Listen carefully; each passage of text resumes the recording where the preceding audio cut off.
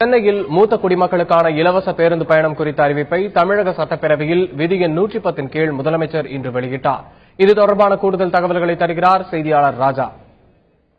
தமிழக சட்டப்பேரவையில் முதலமைச்சர் செல்வி ஜெயலலிதா இன்று விதி 110 கீழ் அறிக்கை ஒன்றை வாசித்தார். அந்த அறிக்கையில் சென்னை மாநகரில் 60 வயதிற்கு மேற்பட்ட மூத்த குடிமக்கள் இலவசமாக மாநகர பேருந்துகளில் பயணம் செய்யலாம் என்று அறிவிப்பில் கூறப்பட்டுள்ளது. அதாவது 60 வயதிற்கு மேற்பட்டவர்கள் ஒவ்வொரு அந்த டெப்போக்கள் மாநகர பேருந்து டெப்போக்களில் அதற்கான அந்த படிவத்தை பெற்றுக்கொண்டு மாதந்தோறும் 10 டோக்கன்கள் வழங்கப்படும் என்றும் அந்த 10 டோக்கன்கள் மூலம் இலவசமாக ஏசி அல்லாத மாநகர பேருந்துகளில் பயணம் செய்யலாம் என்று அந்த அறிக்கையில் குறிப்பிடப்பட்டுள்ளது. மேலும் இந்த திட்டத்திற்கான அந்த இலவச டோக்கன் பெறுவதற்கான மூத்த குடிமக்கள் பெறுவதற்கான கால வரம்பு எதுவும் நிர்ணயம் செய்யப்படவில்லை என்றும் எப்பொழுது வேண்டுமானாலும் மாநகர பேருந்தினுடைய அந்த இணையதளத்தில் அதற்கான அந்த படிவத்தை பதிவிறக்கம் செய்து கொண்டு அதற்கான டோக்கன்களை பெறலாம் என்றும் தெரிவிக்கப்பட்டுள்ளது. ஒவ்வொரு மாதமும் 10 டோக்கன்கள் கொடுக்கப்படும் என்றும் அதில் ஏசி அல்லாத பேருந்துகளில் பயணம் செய்யலாம் என்று குறிப்பிடப்பட்டுள்ளது.